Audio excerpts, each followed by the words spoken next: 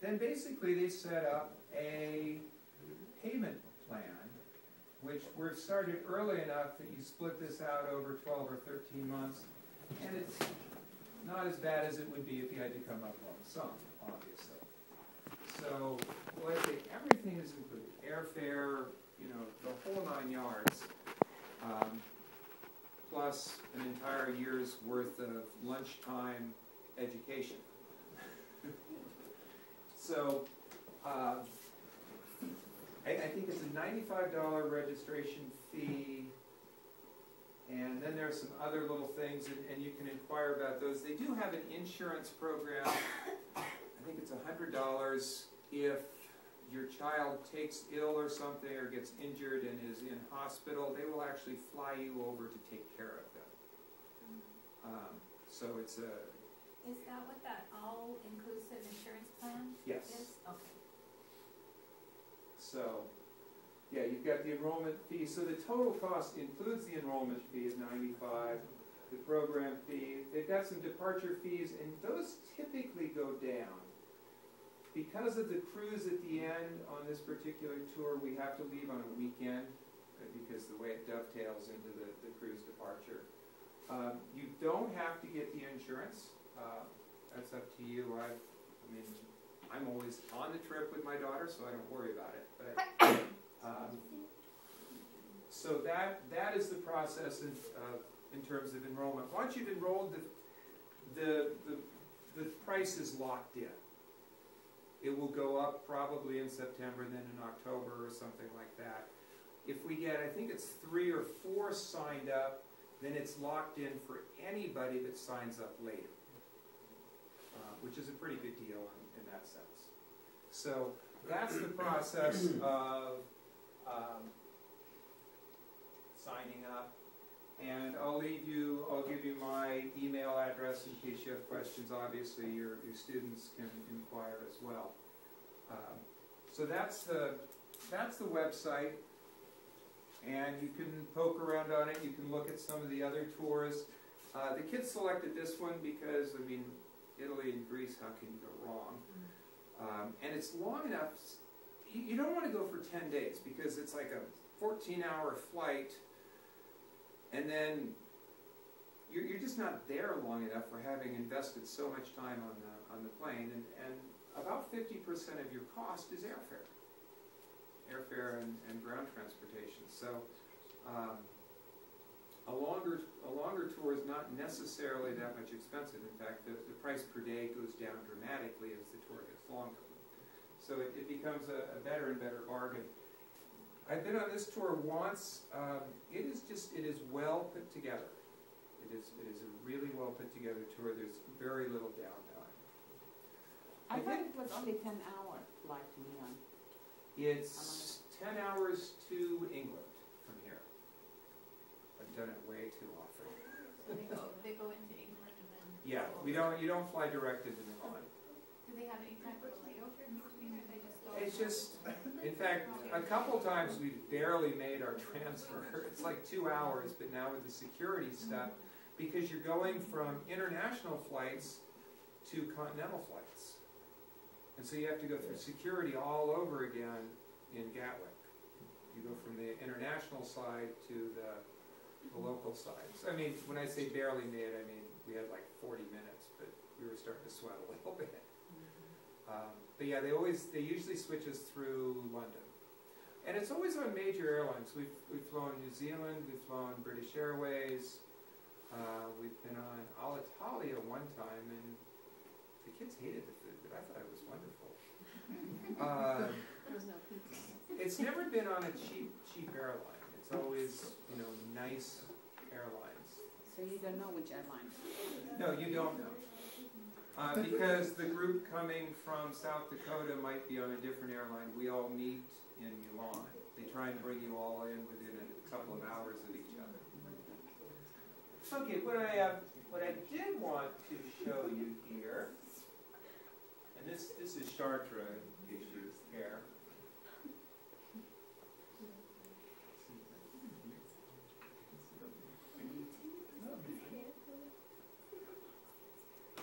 So how would you rate the food there? From the EF. I love the food. From the EF, the breakfast and the dinner. Well, we're staying in nice hotels, so it's always the breakfast buffets at the hotels. The dinners, they make sure that you get indigenous food. So when you're in Italy, you eat a lot of pasta, not so much pizza. The food is really well done. In France, well, French food, frankly, isn't all that good until you get up to the real gourmet stuff. It's a lot of like roasted chicken. So Italy is much nicer. In Greece, I mean, the Greece food is amazing. And we went out to Hydra one time, to this little tiny town. We took about a 20-minute walk to a town called Kamini that has only intermittent electricity. And there are no motorized vehicles on the island of Hydra. And we had lunch out there at this, it was basically a house that served food on their porch. The menu was handwritten in Greek. The woman spoke no English. And so it was really an adventure. But that was one of my most memorable meals. We found little trattorias in Florence. I know a couple where the back room is just a couple of tables and storage boxes. Gelato. The record is, I think, 14 gelatos in one day. We stop in Assisi. The Giotto fresco cycle is there. That's at the church at the very top. But Assisi is just an amazing little Tuscan hill town. Rome. And I put it all in the Italian, just so they would start getting used to it. We go to the Forum. Caesar was murdered right over there. We'll go by the Pantheon because it's right over by the Trevi Fountain. An amazing building. The Vatican. Pope's apartment is right there. And Pietà is just inside the front door to the right. Sorrento, this is where we went swimming out beyond this breakwater. Pretty little town. Pompeii, which is a reminder of what happened. So we go to Pompeii. This is the size of ferry. It's a big ferry. Wow. It's a cruise ship. Now you're going to be learning a little bit of Greek here. Elis, which is actually what the Greeks call themselves. Meteoris, there are monasteries up on the tops of these things. That's where we're going. And there are some of the old brothers. It's a different world. Okay, Epidaurus. This is the famous theater.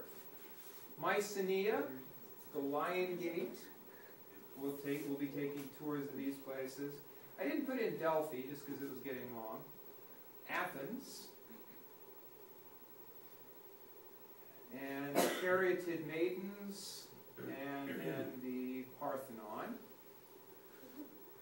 And their version of Tomb of the Unknown Soldier. Gotta love the animation here. But that's the cruise. In fact, let's go back to that.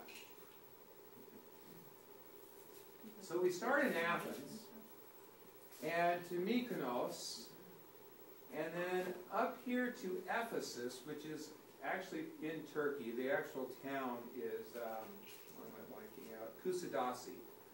Ephesus is about 3 kilometers inland. The river silted up just after Roman times, and they just let it go to pieces, and so they just moved the entire city down to the new coast, which is why Ephesus is so well preserved. It hasn't been built over. It was just abandoned, basically. So from Ephesus to Patmos, which is just a very small island, then down here to Heraklion. So this is an overnight cruise. We get to Ephesus at 8 in the morning. We have until 1 o'clock to take a tour of Ephesus. Then it's a quick little cruise out to Patmos. Thereby, I think it's 4 until 11. And this is summer, so it's warm. It's light, long. We'll probably be swimming, that sort of thing. Overnight cruise down to Heraklion, which is island of Crete.